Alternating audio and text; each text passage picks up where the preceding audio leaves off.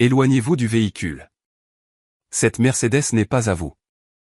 Agent, je suis le propriétaire de cette voiture. Je peux vous le prouver. Vous en êtes le propriétaire? Nicolas Mercier l'attrape par le col et le tire violemment hors de la voiture. Un homme noir dans une voiture de luxe en Touraine. Ne m'insultez pas. Vous l'avez volé. Stéphane Dubois lève les mains, la voix parfaitement calme. Monsieur, si vous vérifiez l'immatriculation. Les gens comme vous ont toujours de faux papiers. Nicolas le plaque sur le capot. J'ai vu ça 100 fois. Une petite foule s'attroupe. Une adolescente filme en ricanant. Un homme en costume hoche la tête en direction de Nicolas, comme s'il était un héros. Personne ne remet en question l'agent de police. Tout le monde suspecte l'homme noir. Nicolas lui passe les menottes et sourit. Une arrestation facile. De bons chiffres pour ses statistiques. Une autre journée satisfaisante. Il ne se doute de rien. Car l'homme noir qu'il vient d'accuser de voler sa propre voiture est juge à la Cour de cassation.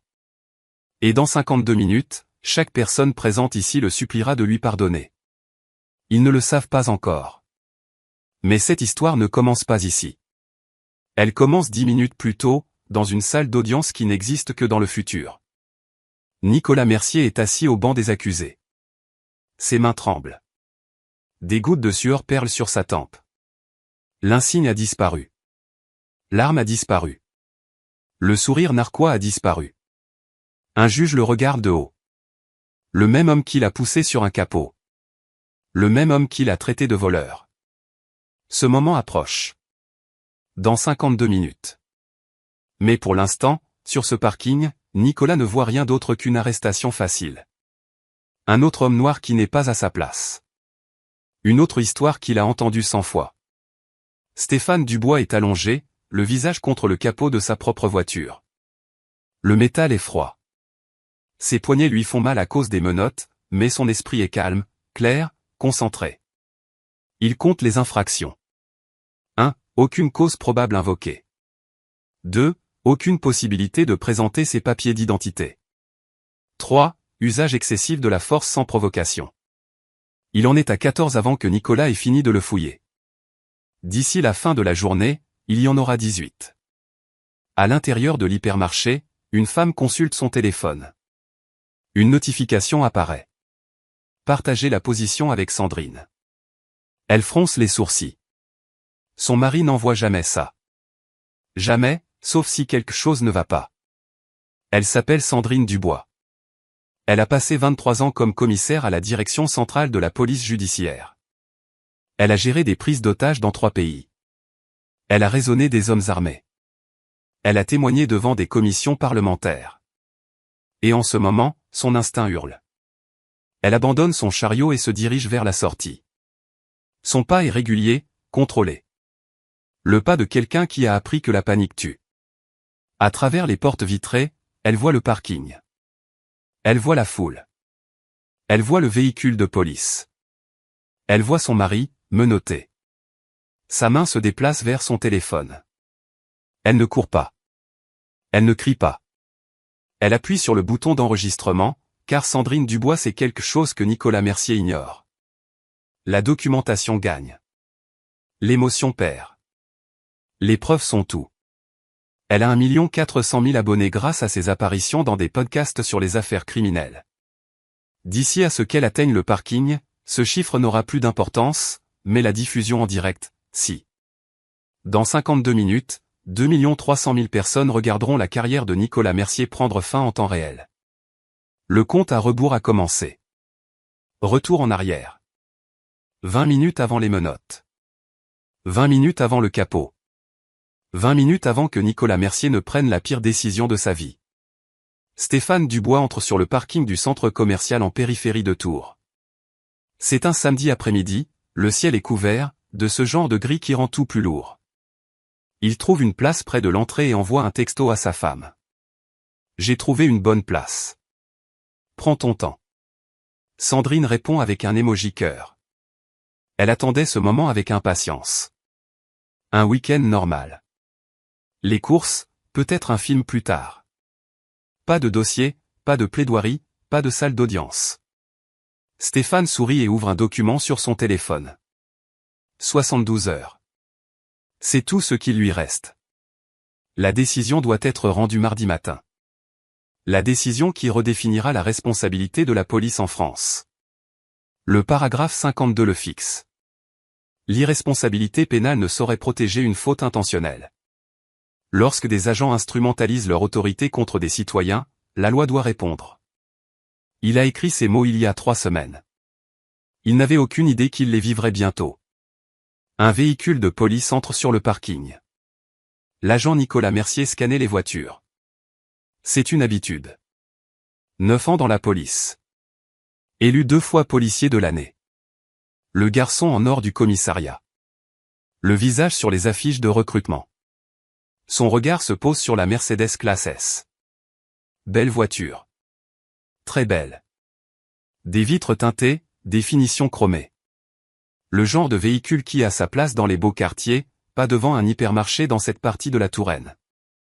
Puis il voit le conducteur, un homme noir, la cinquantaine, assis seul, regardant son téléphone. La mâchoire de Nicolas se crispe. Quelque chose ne colle pas. Quelque chose ne colle jamais quand il voit cette combinaison. Belle voiture, mauvais conducteur. Il a déjà vu ça. Véhicule volé, trafic de drogue, activité de gang déguisée en confort bourgeois. Il vérifie la plaque d'immatriculation. Le système répond en quelques secondes. La Mercedes est immatriculée au nom de Stéphane J. Dubois. Adresse dans un quartier aisé. Pas de mandat. Pas de signalement. Casier vierge. Nicolas fronce les sourcils. Il relance la recherche. Même résultat. Vierge. Mais Nicolas fait plus confiance à son instinct qu'à n'importe quel ordinateur. Les ordinateurs peuvent être trompés. Les systèmes peuvent être manipulés. Les fausses immatriculations existent. Il l'a vu. Il en est certain. Il se gare derrière la Mercedes et sort de son véhicule. Stéphane lève les yeux de son téléphone. Il voit l'agent approcher. Sa main se déplace instinctivement pour baisser la vitre. Un conditionnement de toute une vie. Une vie à savoir comment ces moments peuvent se terminer. Bonjour, agent. Y a-t-il un problème? Nicolas ne répond pas à la question. Papier du véhicule et permis de conduire. Bien sûr. Les mouvements de Stéphane sont lents, délibérés, annoncés. Je vais chercher dans ma boîte à gants. Ma carte grise est à l'intérieur. Stop. La main de Nicolas se déplace vers son étui de pistolet. Sortez d'abord du véhicule. Stéphane marque une pause. Puis-je vous demander pourquoi? J'ai dit, sortez. Agent, je suis tout à fait disposé à coopérer. Vraiment. Mais j'aimerais comprendre. Maintenant. Stéphane ouvre lentement la portière. Il garde ses mains bien visibles. Il a déjà fait ça. Chaque homme noir en France a déjà fait ça. La chorégraphie de la survie, la performance de la non-menace. Il se tient à côté de sa voiture. Mon portefeuille est dans ma poche arrière. Puis-je? Les mains sur le véhicule. Ne bougez pas. Stéphane obéit. Ses paumes se pressent contre le métal encore chaud de sa Mercedes. Sa Mercedes. La voiture qu'il a achetée il y a 6 ans. La voiture qu'il a payée avec l'argent qu'il a gagné. La voiture qui est maintenant traitée comme la preuve d'un crime. Une passante remarque la scène. Elle sort son téléphone et commence à filmer. Elle doit avoir 17 ans. Des créoles, des ongles roses. Elle n'est pas inquiète. Elle est amusée. Wesh, c'est un truc de fou, dit-elle pour elle-même. D'autres personnes s'attroupent. Un couple s'arrête avec son chariot. Un homme en costume d'affaires s'arrête pour regarder. Quelqu'un rit. Nicolas remarque les téléphones. Ça ne le dérange pas. Il bombe le torse, redresse sa posture. Qu'il filme. Il est le policier de l'année. Il sait comment se donner en spectacle. Monsieur, ce véhicule a été signalé volé. La voix de Stéphane reste calme. Ce n'est pas possible. C'est ma voiture. Je la possède depuis 6 ans. C'est ce qu'ils disent tous. Si vous vérifiez l'immatriculation. Je n'ai pas besoin de vos papiers. La voix de Nicolas monte. J'ai besoin que vous m'expliquiez pourquoi vous êtes assis dans une voiture de luxe dans un quartier comme celui-ci. Un quartier comme celui-ci.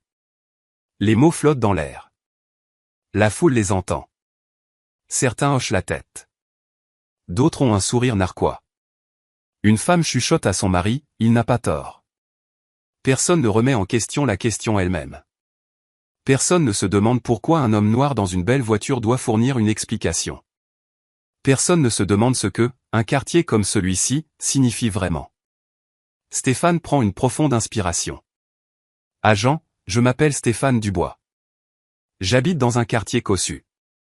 J'attends ma femme. Elle est à l'intérieur du magasin. Si vous souhaitez vérifier. Un quartier cossu, se moque Nicolas. C'est un beau quartier. Très beau. Comment quelqu'un comme vous peut-il se permettre de vivre là-bas? Quelqu'un comme vous. Le téléphone de l'adolescente capture tout. Les commentaires commencent à affluer. MDR. Il a trop le séum. Le flic fait juste son boulot. Pourquoi il montre pas juste ses papiers? Coupable jusqu'à preuve du contraire MDR. Stéphane ne dit rien. Il a appris que les mots ne servent à rien dans ces moments-là. Seul le temps, les preuves, la lente machine de la justice. Mais Nicolas n'est pas intéressé par la justice. Il est intéressé par le fait d'avoir raison. Retournez-vous. Les mains derrière le dos. Agent, je n'ai rien fait. Outrage et rébellion. C'est ce que vous êtes en train de faire. Nicolas saisit le bras de Stéphane et le fait pivoter. Les menottes se referment avec un clic. Trop serré. Le métal mord la peau des poignets de Stéphane. Infraction numéro 8. La foule regarde. Personne n'intervient. L'adolescente continue de filmer. L'homme d'affaires consulte sa montre. Le couple reprend sa marche vers sa voiture. Une grand-mère passe avec son chariot. Elle jette un coup d'œil à Stéphane, puis à Nicolas, puis détourne le regard. Elle ne veut pas de problème. Elle a déjà vu ça. Ce ne sont pas ses affaires. Nicolas contacte la centrale par radio. Intervention en cours. Parking du centre commercial. Individu de type africain. Milieu de la cinquantaine. Possible véhicule volé. Possible. Non confirmé. Non vérifié. Possible. Mais dans l'esprit de Nicolas, possible est suffisant. Ça a toujours été suffisant. Il guide Stéphane vers le véhicule de police. La portière arrière s'ouvre. Le siège en plastique attend. Stéphane baisse la tête et se glisse à l'intérieur. La porte claque. À travers la grille de séparation, il observe Nicolas parler à la foule, souriant, hochant la tête, acceptant leur approbation. Les mains menottées de Stéphane reposent sur ses genoux. Ses poignets le lancent, ses épaules lui font mal, mais son esprit reste concentré. Paragraphe 52. L'irresponsabilité pénale ne saurait protéger une faute intentionnelle. Il a écrit ces mots pour des cas comme celui-ci. Il n'aurait jamais imaginé qu'il en deviendrait un. Le véhicule de police sent le désinfectant et le vieux café. Stéphane est assis à l'arrière, les mains menottées derrière le dos. Le siège en plastique craque à chaque mouvement. La grille de séparation découpe le monde en petits carrés. Par la fenêtre, il voit Nicolas s'approcher d'une seconde policière qui vient d'arriver. Une jeune femme, fin de la vingtaine. Son badge indique « Martin ». L'agente Chloé Martin observe la scène avec des yeux prudents. Quelque chose ne semble pas normal. La foule est trop amusée. L'arrestation s'est produite trop rapidement. Qu'est-ce qu'on a? Demande-t-elle. Nicolas hausse les épaules. Véhicule volé. Le type prétend que c'est le sien. La Mercedes. Chloé jette un œil à la voiture. J'ai vérifié la plaque en arrivant. Elle est clean. Les systèmes peuvent se tromper. Ils ne se sont pas trompés. La voiture est immatriculée au nom d'un certain Stéphane Dubois, domicilié dans un quartier résidentiel. La mâchoire de Nicolas se serre. Alors, il a de bons faux papiers. Ce n'est pas nouveau. Chloé hésite. Elle est dans la police depuis 2 ans. Elle a appris quand insister et quand se taire. Elle sent que c'est le moment d'insister, mais Nicolas est le policier de l'année. Nicolas a des relations. Nicolas a l'oreille du commissaire. Elle se tait. À l'intérieur du véhicule, Stéphane observe l'échange. Il n'entend pas les mots, mais il lit le langage corporel. La jeune policière est incertaine. Elle sait que quelque chose ne va pas, mais elle n'agira pas. Il a déjà vu ça. La complicité silencieuse, les calculs de carrière, les petites redditions qui permettent les grandes injustices. Chloé se dirige vers le véhicule de police et ouvre la portière. « Monsieur, puis-je voir une pièce d'identité » ? « Mon portefeuille est dans ma poche arrière », dit calmement Stéphane. « L'agent ne m'a pas autorisé à le prendre. » Chloé regarde Nicolas. Nicolas hausse les épaules. Il n'était pas coopératif. Non coopératif.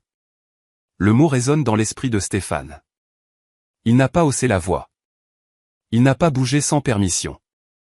Il n'a fait que poser des questions. En France, poser des questions quand on est noir, c'est ne pas être coopératif. Chloé plonge la main dans la poche de Stéphane et en sort son portefeuille. Elle l'ouvre. Permis de conduire. Carte de crédit. Une photo de famille. Stéphane, Sandrine, leur fille en toge de diplômé. Elle regarde le permis, regarde Stéphane, regarde de nouveau le permis. L'immatriculation correspond, dit-elle doucement. C'est sa voiture.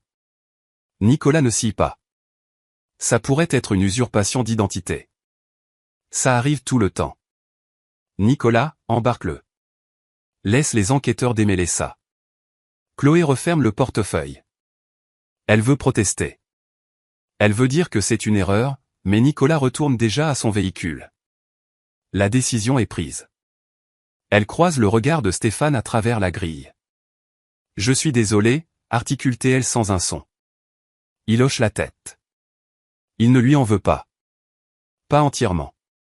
Le système est conçu ainsi. Il récompense le silence. Il punit le courage. Il promeut des gens comme Nicolas et met sur la touche des gens comme Chloé. Jusqu'à aujourd'hui. Nicolas se glisse sur le siège conducteur et démarre le moteur. Sa caméra piéton est fixée sur son torse. La lumière rouge clignote. Enregistrement. Puis elle s'éteint. Nicolas vient de la désactiver. Stéphane le remarque. Infraction numéro 15. Le véhicule de police quitte le parking. La foule se disperse. L'adolescente met son téléphone dans sa poche, déjà en train de monter la vidéo pour un maximum de drame. L'homme d'affaires termine ses courses. La grand-mère charge ses provisions. La vie continue. Mais à l'intérieur du commissariat de police, quelque chose est sur le point de se briser. Parce que le brigadier de l'accueil est sur le point de taper un nom dans le système. Et quand il le fera, son écran se figera. Et quand il passera un appel, une chaîne d'événements se mettra en mouvement. Le commissaire Olivier Rousseau est assis dans son bureau en ce moment même, examinant des dossiers. 6 mois d'enquête, 8 plaintes contre Nicolas Mercier, 8 victimes, 8 cas classés sans suite. Il ne le sait pas encore, mais son téléphone est sur le point de vibrer. Et quand il verra le nom de Stéphane Dubois, tout changera. La machine de la justice est lente. Mais aujourd'hui, elle est sur le point de s'accélérer. Nicolas Mercier vérifie son rétroviseur et sourit. Belle arrestation. Travail propre. Un chiffre de plus pour son dossier. Il ne se doute pas que sa carrière se mesure désormais en minutes. 52, et le décompte continue. Le commissariat de police se dresse à l'angle de 2 rues. Briques rouges. Drapeau français. Un bâtiment qui a l'apparence de la justice, mais qui rend souvent autre chose. Nicolas gare le véhicule à l'arrière et escorte Stéphane par l'entrée de service. Les néons bourdonnent. Les couloirs sentent la cire et le café brûlé. À l'accueil, le brigadier Jean-Luc Bernard lève les yeux de son ordinateur. 30 ans de service, il a tout vu, plus rien ne le surprend. Qu'est-ce qu'on a ? Véhicule volé, dit Nicolas. Le type prétend que c'est le sien. Non, Stéphane Dubois. Bernard tape le nom. Le système traite l'information puis se bloque. Il fronce les sourcils. Il tape à nouveau. Même résultat. C'est bizarre, marmonne-t-il. Quoi? Le système déconne. Bernard décroche le téléphone et compose un numéro interne. Commissaire, vous devriez peut-être descendre. On a une situation. Nicolas ne le remarque pas. Il est occupé à remplir des papiers. Une autre arrestation de routine. Une autre statistique pour le tableau. Il pense déjà au dîner. Peut-être un verre de vin. Peut-être 2. 3 étages plus haut, le commissaire divisionnaire Philippe Leroy répond au téléphone. Son visage se décompose en écoutant. Il raccroche sans un mot et fixe son bureau. Il protège Nicolas depuis 3 ans. Il a enterré 8 plaintes, bloqué 2 enquêtes internes. Nicolas et son investissement, son héritage, le visage de l'avenir du commissariat. Mais le nom de Stéphane Dubois change tout. Leroy connaît ce nom. Tout le monde dans la police judiciaire en France connaît ce nom. Il reprend le téléphone. Cette fois, il appelle Olivier Rousseau. Rousseau répond à la 2e sonnerie. Inspection générale. Rousseau à l'appareil. Mon bureau. Maintenant. La ligne se coupe. Rousseau fronce les sourcils. Leroy ne l'appelle jamais directement. Ils existent dans des mondes différents. Leroy protège les policiers. Rousseau enquête sur eux. Leurs chemins ne se croisent que dans le conflit. Il prend sa veste et monte. Pendant ce temps, sur le parking du centre commercial, Sandrine Dubois franchit les portes coulissantes. Son chariot est abandonné. Son téléphone enregistre. Ses yeux balaient le parking. La Mercedes est là, mais pas Stéphane. Un véhicule de police s'éloigne. Elle aperçoit son mari par la lunette arrière, menotté, la tête baissée. Son estomac se noue, mais sa formation prend le dessus. Documenter d'abord, réagir ensuite. Elle lève son téléphone et capture le numéro de la plaque d'immatriculation. Puis elle ouvre ses contacts. 3 noms, 3 messages. D'abord, son avocat. Urgence. Stéphane arrêté parking centre commercial. J'ai besoin de toi maintenant. Ensuite, son producteur de podcast. Grosse affaire en cours. Besoin plateforme de diffusion. Reste prêt. Enfin, un contact au journal Le Monde. Tu vas vouloir voir ça. Appelle-moi. Chaque message part avec un léger sifflement. 3 détonateurs. 3 mèches allumées. Sandrine se dirige vers la Mercedes, calme, posée, le pas de quelqu'un qui a géré pire. Elle atteint la voiture et voit le téléphone de Stéphane par terre, écran fissuré, toujours allumé. Cour de cassation, projet de décision. Elle le ramasse. Sa mâchoire se crispe. 72 heures. La décision doit être rendue dans 72 heures. La décision qui redéfinirait la responsabilité de la police. La décision qui faisait de Stéphane une cible pour certains et un héros pour d'autres. Elle photographie le téléphone là où il est tombé. Preuve. Puis elle appelle le commissaire Olivier Rousseau. Il répond immédiatement. Sandrine. Ils ont arrêté Stéphane. Parking du centre commercial. C'est Nicolas Mercier qui a fait l'interpellation. Silence au bout du fil. Puis, Mercier? Tu enquêtes sur lui depuis 6 mois, 8 plaintes. Comment sais-tu ça? J'ai été à la DCPJ pendant 23 ans, Olivier. Je sais tout. Une autre pause. Où es-tu maintenant? En route pour le commissariat. Je vais lancer un direct. Sandrine, attends. 2 300 000 abonnés, Olivier. D'ici à ce que j'ai fini, tout le pays saura ce que Nicolas Mercier a fait à un juge de la Cour de cassation. Donne-moi juste 20 minutes. Laisse-moi arriver au commissariat d'abord. Laisse-moi contrôler ça de l'intérieur. Sandrine réfléchit. Elle fait confiance à Rousseau. C'est l'un des bons. Rare, mais réel. 20 minutes, dit-elle. Après, je passe en direct. Elle raccroche. À l'intérieur du commissariat, Rousseau se tient dans le bureau du commissaire Leroy. La porte est fermée. Les stores sont baissés. On dirait que Leroy a vieilli de 10 ans en 10 minutes. C'est Stéphane Dubois, dit Leroy. Le juge de la Cour de cassation. Rousseau le sait déjà, mais l'entendre de la bouche de Leroy le rend réel. Où est-il maintenant? En garde à vue. Mercier est en train de s'occuper de lui. S'occuper de lui pourquoi? La plaque est clean. La voiture est à lui. Leroy se masse les tempes. Nicolas dit que c'est suspect.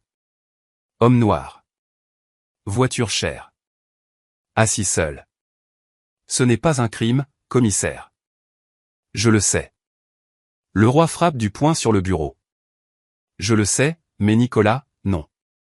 Et maintenant, on a un juge de la Cour de cassation dans nos cellules, sa femme est une ex de la DCPJ, et toute l'affaire est probablement filmée par 15 téléphones différents.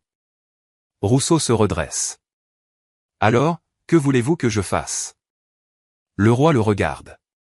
Pendant un instant, quelque chose comme de l'honnêteté vacille sur son visage. La peur, le désespoir, la prise de conscience que son empire est bâti sur du sable.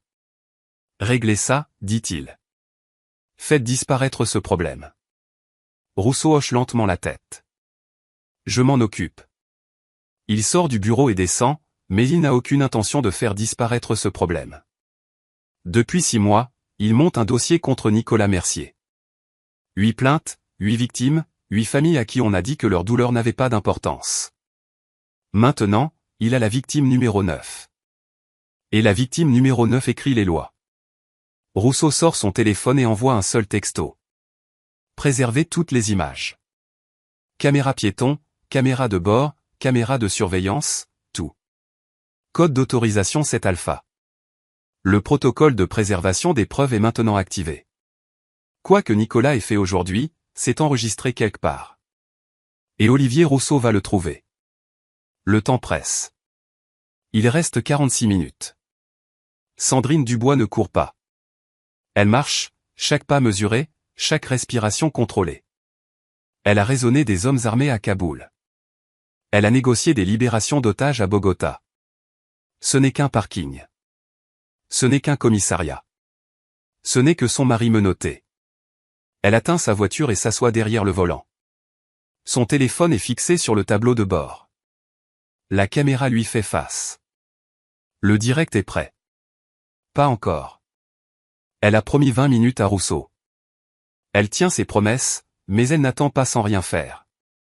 Elle ouvre Twitter. 1 400 000 abonnés. Elle tape « Il se passe quelque chose ». Restez connectés.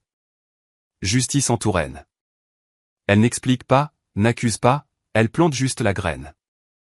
Les réponses affluent immédiatement. Qu'est-ce qui se passe? Tu vas bien? Dis-nous en plus. Elle les ignore. Laissez l'attente monter. Au commissariat, Olivier Rousseau agit vite. Il intercepte Nicolas dans le couloir. Je prends le relais. Nicolas fronce les sourcils. Prendre quoi?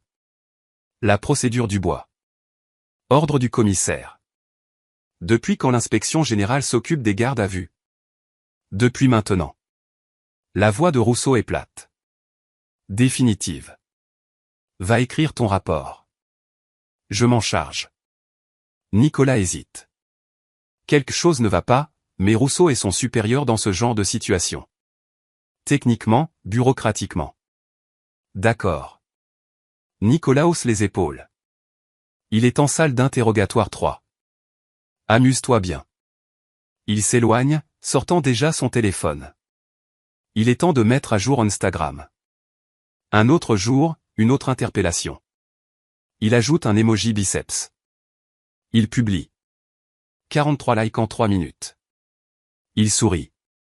D'ici demain, cette publication aura 43 000 commentaires. Aucun ne sera de soutien.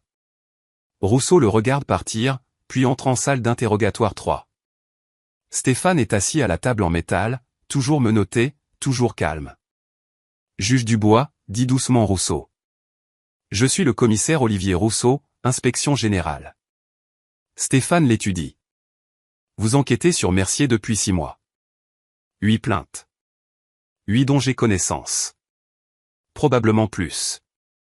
Stéphane hoche la tête. Il va y en avoir une 9e. Rousseau s'assoit en face de lui. Je sais, et j'ai besoin que vous me fassiez confiance pour les 30 prochaines minutes. Pourquoi le devrais-je? Rousseau sort son téléphone, montre l'écran à Stéphane, l'ordre de préservation des preuves, le code d'autorisation, l'horodatage. Parce que ça fait 3 ans que j'attends quelqu'un que Mercier ne pourrait pas faire taire, quelqu'un que le système ne pourrait pas ignorer. Rousseau se penche en avant. Vous êtes cette personne, juge Dubois. Et si vous me donnez 30 minutes, je vous donnerai tout ce dont vous avez besoin pour l'enterrer. Stéphane réfléchit. Il a siégé pendant 20 ans. Il sait comment lire les gens, comment séparer la vérité de la comédie. Rousseau dit la vérité. 30 minutes, dit Stéphane. Ensuite, ma femme passe en direct. C'est tout ce dont j'ai besoin. Rousseau se lève et se dirige vers la porte. Il s'arrête. Pour ce que ça vaut, je suis désolé que cela vous soit arrivé. Cela n'aurait dû arriver à personne. Je sais. La voix de Rousseau est lourde. C'est pour ça que je fais ce métier. Il part. Stéphane est seul dans la salle d'interrogatoire. Le néon bourdonne au-dessus de sa tête. La caméra dans le coin clignote silencieusement. Nicolas n'est pas au courant de cette caméra. Il le saura bientôt. Il reste 38 minutes. La porte s'ouvre. Nicolas Mercier entre dans la salle d'interrogatoire 3. Seul. Pas de partenaire, pas de superviseur, juste lui et l'homme noir qui a gâché son après-midi. Il laisse tomber un dossier sur la table et s'assoit. La chaise grince sur le sol. Bon, on va faire simple. Il ouvre le dossier, vide, un accessoire. Où avez-vous eu la voiture? La voix de Stéphane est égale. J'aimerais connaître les charges qui pèsent contre moi. Les charges? Nicolas rit. Et si on disait vol qualifié? Et si on disait recel de biens volés? Et si on disait outrage et rébellion? Je n'ai opposé aucune résistance. Vous n'étiez pas coopératif. C'est la même chose. Stéphane prend une inspiration. J'aimerais parler à un avocat. Un avocat? Nicolas se penche en arrière. Vous regardez trop la télé. C'est juste une conversation. Deux types qui parlent. Alors je suis libre de partir. Asseyez-vous. Suis-je en état d'arrestation? Le sourire de Nicolas s'efface. À votre avis? Je pense que vous êtes tenu de m'informer de mon statut. Ce n'est pas une opinion. C'est le code de procédure pénale. Silence. Nicolas cligne des yeux. Vous êtes avocat ou quoi? Stéphane ne répond pas. Il laisse la question en suspens. À l'extérieur de la salle, Olivier Rousseau se tient derrière la vitre sans teint. Son téléphone est levé. Il enregistre. Le son est clair. La vidéo est stable. Ce n'est pas la procédure officielle. C'est une assurance. Car Rousseau sait comment ces choses sont enterrées. Comment les enregistrements disparaissent. Comment les rapports sont réécrits. Comment les victimes deviennent des suspects et les suspects des victimes. Pas cette fois. Nicolas s'agite sur sa chaise. Le calme de l'homme noir est déconcertant. La plupart des gens craquent dans cette pièce. Ils transpirent. Ils bafouillent. Ils avouent des choses qu'ils n'ont pas faites juste pour que ça s'arrête. Celui-ci est différent. Laissez-moi vous expliquer quelque chose, dit Nicolas en se penchant en avant. Je fais ça depuis 9 ans. J'ai des félicitations, des médailles. Je suis policier de l'année pour la 2e fois. Vous savez ce que ça veut dire? Ça veut dire que vous avez appris à vous donner en spectacle. Le visage de Nicolas se durcit. Pardon? Les félicitations mesurent la conformité, pas la compétence. Les médailles mesurent la politique, pas la justice. Être policier de l'année signifie que le système vous approuve. Ça ne veut pas dire que vous êtes bon dans votre travail. La pièce devient glaciale. Nicolas se lève.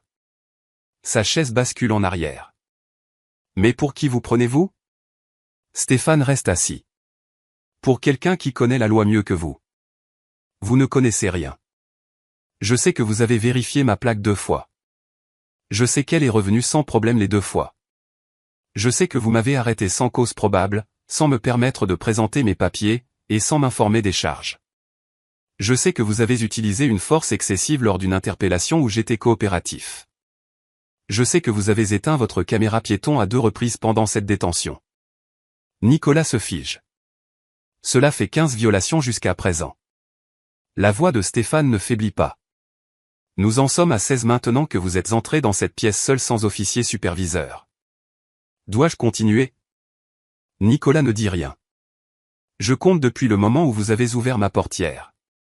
Chaque mot, chaque action, chaque violation. Vous bluffez. Arrêt de la chambre criminelle, 15 décembre 2015. Arrêt du 5 janvier 2021. Arrêt du 27 mai 2014. Stéphane marque une pause. Savez-vous ce que ces arrêts ont en commun? La bouche de Nicolas s'ouvre. Rien ne sort. J'ai participé à leur rédaction. Les mots atterrissent comme un coup physique. Nicolas recule. Vous? Quoi? J'ai rédigé les avis. J'étais rapporteur. Stéphane se lève lentement. Mon nom est Stéphane Dubois, juge à la Cour de cassation. La couleur quitte le visage de Nicolas. Et dans 72 heures, je publierai une décision sur la responsabilité de la police. Une décision qui traite exactement de ce genre de faute. Stéphane redresse ses poignets menottés. J'allais l'écrire en me basant sur des dossiers et des statistiques. Maintenant, j'ai une expérience de première main. Nicolas trébuche vers la porte. Vous devriez peut-être appeler votre représentant syndical, dit calmement Stéphane.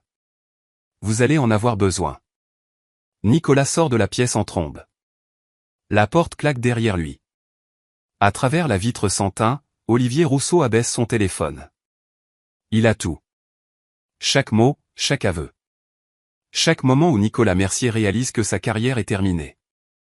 Il sauvegarde la vidéo, en fait une copie, envoie une copie à son email personnel, puis il entre dans la salle d'interrogatoire. C'était impressionnant, dit-il. Stéphane se frotte les poignets. Les menottes ont disparu. C'était nécessaire. Votre femme est dehors. Elle attend.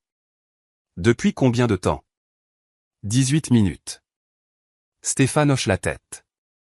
Alors il nous reste 12 minutes avant qu'elle ne passe en direct. Que voulez-vous faire?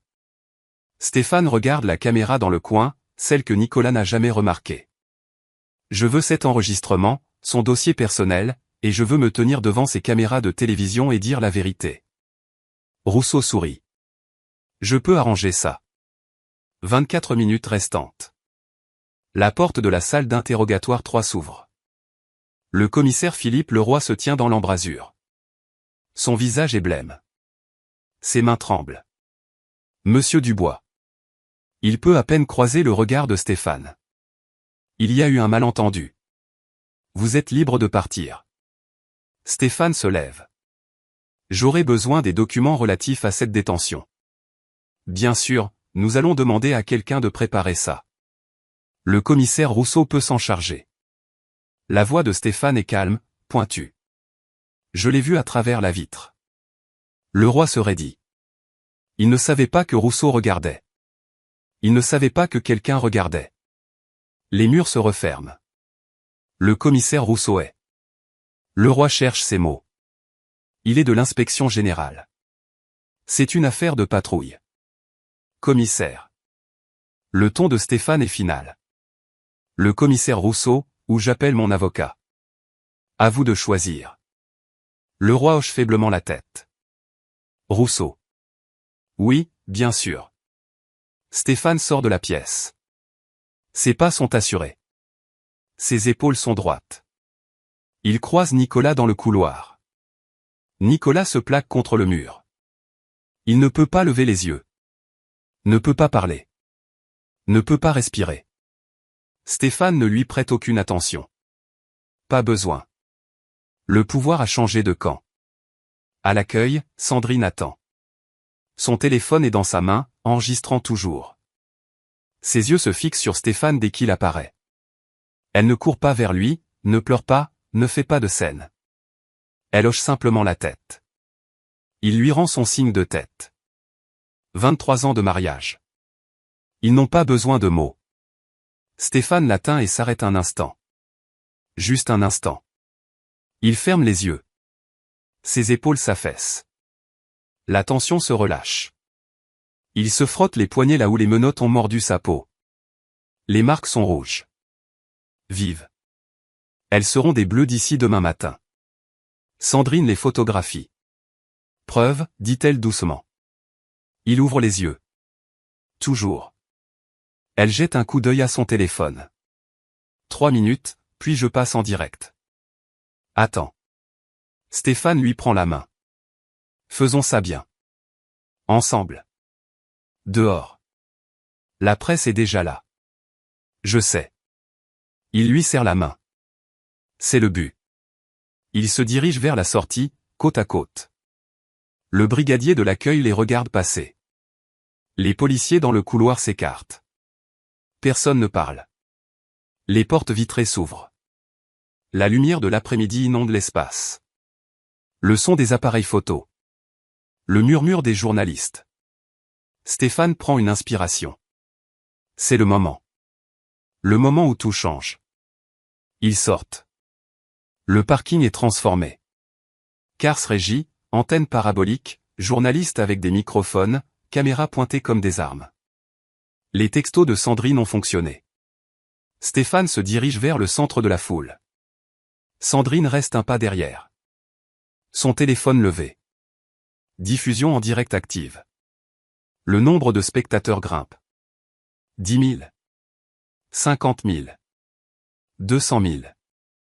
Un journaliste crie, « Monsieur, pouvez-vous nous dire ce qui s'est passé ?» Stéphane lève la main. La foule se tait. Je m'appelle Stéphane Dubois. Sa voix porte sur tout le parking, stable, claire, intacte. Je suis juge à la Cour de cassation. Il y a 30 minutes, j'ai été arrêté sur ce parking pour avoir volé ma propre voiture. Des halètements parcourent la foule. Les téléphones se lèvent plus haut. Les caméras zooment. J'attendais ma femme. Elle était à l'intérieur de l'hypermarché. J'étais assis dans mon véhicule, lisant un document juridique. Je ne faisais rien de mal. Il fait une pause, laisse les mots s'installer. L'agent Nicolas Mercier s'est approché de ma voiture. Il n'a pas demandé mes papiers. Il n'a pas expliqué pourquoi il m'interpellait. Il m'a dit, et je cite, « Un homme noir dans une voiture de luxe. Vous l'avez volé. » La foule murmure. Certains journalistes échangent des regards. Il m'a sorti de mon véhicule. Il m'a plaqué sur le capot. Il m'a menotté sans cause probable. Il m'a appelé les gens comme vous. Il a dit que mes papiers étaient des faux. Il a dit que j'étais un voleur. Stéphane lève ses poignets. Les marques rouges sont visibles même de loin. Il a fait tout cela pendant qu'une foule regardait, que des adolescents filmaient et riaient, que des adultes hochaient la tête en signe d'approbation. Pas une seule personne n'a demandé si j'allais bien. Pas une seule personne n'a remis en question l'agent de police. Il baisse les bras. Je ne partage pas cette histoire par pitié. Je la partage parce que j'ai de la chance. Je suis juge à la Cour de cassation. J'ai des ressources. J'ai des relations. J'ai une femme qui est une ancienne commissaire de la DCPJ. Il désigne Sandrine. J'ai des gens qui me croiront. Sandrine s'avance. Le compteur du direct a dépassé le million. Je m'appelle Sandrine Dubois. J'ai passé 23 ans comme commissaire à la DCPJ. Quand je suis sorti de ce magasin et que j'ai vu mon mari menotter, j'ai fait ce pourquoi j'ai été formé. J'ai documenté. Elle lève son téléphone. Cette diffusion en direct dure depuis 28 minutes.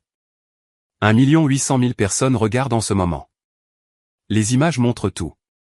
L'arrestation, la foule, le silence. Elle abaisse le téléphone. Mais j'ai plus que mes propres images. La foule se penche.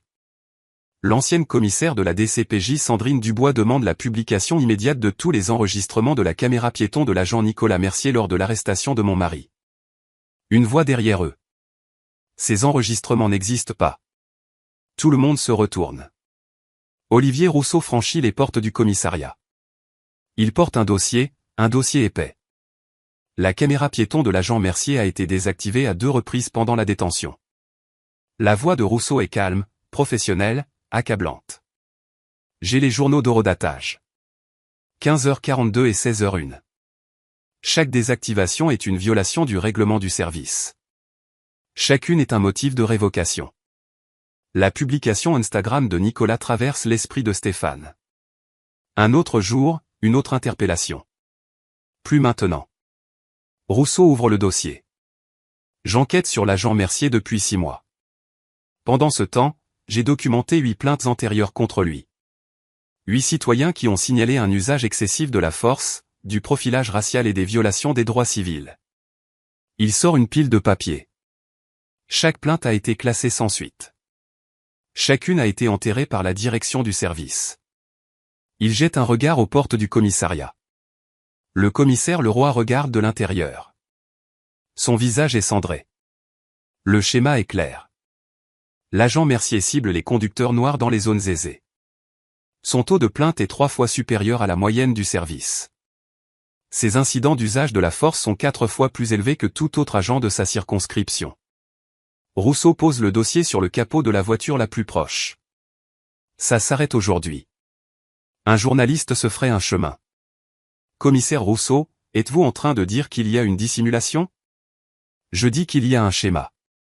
Un schéma qui a été ignoré. Un schéma qui a été protégé. Rousseau regarde droit dans la caméra. 8 personnes se sont manifestées. On a dit à 8 personnes que leurs expériences n'avaient pas d'importance. Aujourd'hui, une 9e personne s'est manifestée. Mais cette fois, le système n'a pas pu l'ignorer. Il se tourne vers Stéphane. Juge Dubois, je suis désolé que cela vous soit arrivé, mais je suis reconnaissant que cela se soit produit devant une caméra, car maintenant le monde entier peut voir ce pourquoi nous nous battons depuis 6 mois. Stéphane hoche la tête. Commissaire Rousseau, merci pour votre travail. Merci d'avoir cru les 8 premières victimes même quand personne d'autre ne le faisait.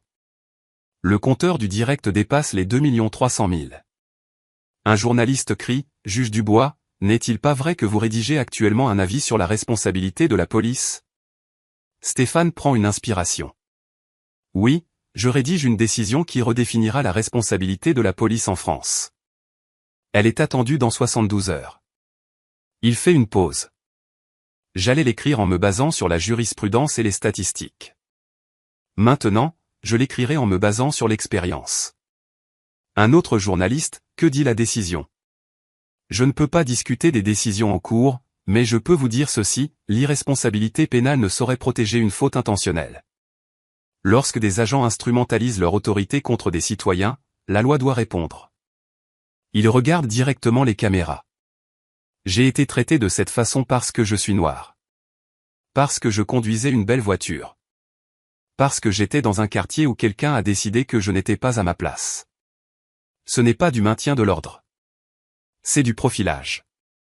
C'est du préjugé. C'est de l'injustice. Il fait un geste vers la foule. Mais voici ce que l'agent Mercier ne savait pas. Voici ce qu'aucun d'eux ne savait. Stéphane plonge la main dans sa poche et sort son portefeuille. Il l'ouvre, brandit sa carte d'identité. Je ne suis pas seulement un homme noir dans une Mercedes. Je suis juge à la Cour de cassation. Je siège depuis 12 ans. J'ai participé à la rédaction de plus de 300 arrêts. J'ai consacré ma vie à la loi. Il range le portefeuille. Mais peu importe qui je suis. Peu importe ce que je fais. La loi devrait protéger tout le monde de la même manière. Si elle ne protège que les juges, les sénateurs et les célébrités, elle ne protège personne. Sandrine se place à côté de lui. Leurs mains se trouvent. Mon mari aurait pu dire à l'agent Mercier qui il était. Il aurait pu mettre fin à tout ça en 30 secondes. Elle regarde Stéphane. Pourquoi ne l'as-tu pas fait? Stéphane reste silencieux un moment. Parce que l'homme derrière moi dans la circulation n'est peut-être pas un juge. La femme que Mercier arrêtera la semaine prochaine n'aura peut-être pas de relation. L'adolescent qu'il profilera le mois prochain n'aura peut-être pas d'avocat. Il secoue la tête. Je suis resté silencieux parce que mon silence révèle la vérité. La vérité sur la façon dont les personnes noires sont traitées dans ce pays. La vérité sur ce qui se passe quand personne ne regarde. Il regarde à nouveau les caméras. Eh bien, maintenant vous regardez. 2 300 000 d'entre vous. Et ce que vous ferez de ce moment compte plus que ce qui s'est passé sur ce parking. À l'intérieur du commissariat, Nicolas Mercier regarde par la fenêtre. Son téléphone n'arrête pas de vibrer. Sa publication Instagram a maintenant 50 000 commentaires. Aucun n'est de soutien. La porte s'ouvre derrière lui. Le commissaire Leroy entre. Nicolas. Sa voix est creuse. L'insigne et l'arme, maintenant. Commissaire, je ne savais pas. C'est ça le problème. Leroy tend la main. Tu ne sais jamais. Les doigts de Nicolas tremblent alors qu'il attrape son insigne. 9 ans. 9 ans de service. 9 ans de félicitations et de médailles, à s'entendre dire qu'il était le meilleur. Parti en un après-midi. L'insigne quitte sa poitrine. Le poids disparaît. Il se sent plus léger et plus vide. Il le place dans la main de Leroy. Puis l'arme. Suspension administrative, dit Leroy, en attente de l'enquête. Ne quittez pas la ville. Nicolas hoche la tête. Il ne peut pas parler.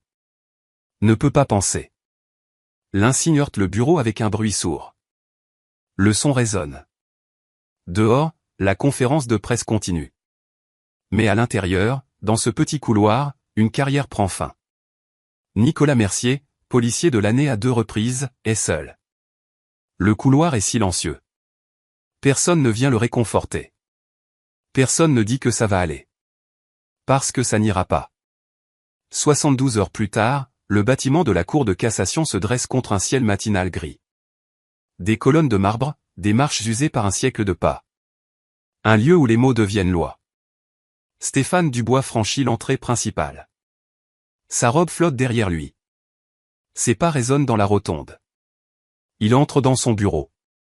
La décision attend sur sa table. 342 pages, 12 ans de jurisprudence, 6 mois de rédaction, et maintenant une nouvelle note de bas de page. Les événements récents ont souligné l'urgence de cette décision. L'auteur a personnellement fait l'expérience de la conduite que cet avis aborde. Quelques mots. Ils seront cités dans des centaines de futurs cas. Stéphane signe la dernière page. La décision est complète. À midi, elle est publiée. Le soir, elle fait la une des journaux nationaux. L'irresponsabilité pénale ne saurait protéger une faute intentionnelle. Lorsque des agents instrumentalisent leur autorité contre des citoyens, la loi doit répondre. Les mots se propagent à travers le pays. En Touraine, les ondulations deviennent des vagues. Nicolas Mercier est formellement mis en examen. 3 jours plus tard, arrestation arbitraire, violation des droits civils, falsification de preuves pour les désactivations de la caméra piéton. Le parquet national financier ajoute ses propres chefs d'accusation. Il risque de 3 à 8 ans de prison. Son avocat lui conseille de plaider coupable. Nicolas refuse. Il veut son procès. Il l'aura, mais pas comme il l'imaginait.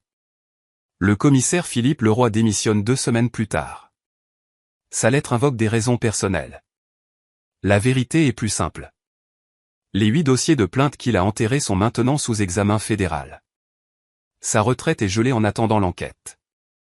Il vide son bureau un dimanche matin. Pas de cérémonie, pas d'adieu, juste des boîtes en carton et le silence. Le commissaire Olivier Rousseau est promu. Son enquête de 6 mois devient un modèle pour les services d'inspection générale du pays. Des forces de police demandent ses supports de formation. Des facultés de droit l'invitent à donner des conférences. Il refuse la plupart d'entre elles. Il a du travail à faire. L'agente Chloé Martin, la policière qui a hésité sur le parking, demande sa mutation.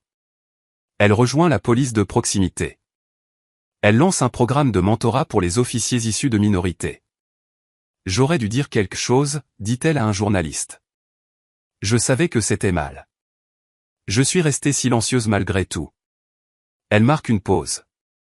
Je ne referai pas cette erreur. Son programme diplôme 43 officiers sa première année. L'adolescente qui a filmé l'arrestation supprime ses comptes de réseaux sociaux. Les commentaires étaient trop violents. La culpabilité était pire. 3 mois plus tard, elle s'inscrit en fac de droit. L'homme en costume qui est parti, il fait un don anonyme à SOS Racisme. Cela n'efface pas sa honte. Rien ne le fera. La grand-mère qui est passée en hâte, elle écrit une lettre au rédacteur en chef. J'ai vu une injustice et je suis parti. J'ai eu peur. J'ai eu tort. Si jamais je vois quelque chose comme ça à nouveau, je ne resterai pas silencieuse. La lettre devient virale. Et la famille Dubois, ils sont assis sur leur terrasse un mardi soir. Le soleil se couche, orange et or. Le quartier est calme. Sandrine tient un verre de vin. Stéphane lui tient la main. Tu aurais pu le lui dire, dit-elle. Là, sur le parking. Je suis juge à la cour de cassation. Une phrase. Tout se serait arrêté. Stéphane reste silencieux un long moment. C'est exactement pour ça que je ne l'ai pas fait. Elle le regarde. Si je dois annoncer mon titre pour être traité avec dignité, alors le système est déjà brisé. La loi devrait protéger tout le monde de la même manière. Pas seulement les juges, pas seulement les sénateurs, pas seulement les gens avec des relations. Il lui serre la main. Je suis resté silencieux parce que mon silence était la preuve. La preuve qu'un homme noir ne faisant rien de mal peut quand même être traité comme un criminel. La preuve que les foules regarderont et riront. La preuve que les policiers mentiront et que les dirigeants couvriront leurs arrières. Sandrine hoche lentement la tête. Et si tu n'étais pas un juge, si je n'étais pas de la DCPJ, si nous étions juste des gens ordinaires? La mâchoire de Stéphane se crispe. Alors personne n'aurait écouté. C'est ça la vérité. C'est ça l'injustice. C'est de ça que parle la décision. Il regarde la rue. J'écris des arrêts parce que les mots peuvent changer les systèmes. Olivier enquête parce que les preuves peuvent exposer la corruption. Tu as appuyé sur enregistrer parce que la documentation bat le déni. Il se tourne vers elle. Mais rien de tout cela n'a d'importance si les gens restent silencieux. S'ils regardent et ne font rien. S'ils choisissent le confort plutôt que le courage. Sandrine pose sa tête sur son épaule. Alors, qu'est-ce qu'on fait? On continue de regarder. On continue d'enregistrer. On continue de se battre. Il prend une inspiration. Jusqu'à ce que le système change. Quelqu'un doit veiller. Il reste assis en silence alors que le soleil disparaît. Une voiture passe dans la rue. Un jeune homme noir au volant. Une belle voiture. Une expression nerveuse. Un véhicule de police suit 3 voitures derrière. Le jeune homme vérifie son rétroviseur. Ses mains se crispent sur le volant. Puis le véhicule de police tourne à gauche, s'éloigne. Le jeune homme expire. Ses épaules s'affaissent. Il continue sa route vers chez lui. À l'intérieur de sa voiture, une caméra de tableau de bord clignote silencieusement. Enregistrant. Juste au cas où.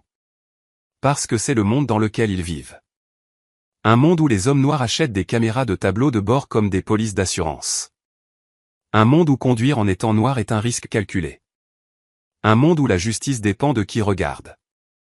Mais peut-être que, lentement, les choses changent. Peut-être que l'arrestation de Nicolas Mercier a de l'importance. Peut-être que la décision de Stéphane a de l'importance. Peut-être qu'une vidéo virale, un commissaire honnête, une femme courageuse avec un téléphone peuvent faire pencher la balance. Peut-être que la prochaine fois qu'un policier verra un homme noir dans une belle voiture, il y réfléchira à 2 fois. Non pas parce que c'est juste, mais parce que c'est enregistré. Parce que le monde regarde. Parce que le coût de l'injustice est enfin devenu trop élevé. Stéphane Dubois regarde la rue vide. Jusqu'à ce que le système change, dit-il doucement. Quelqu'un doit veiller. Il se tourne vers Sandrine.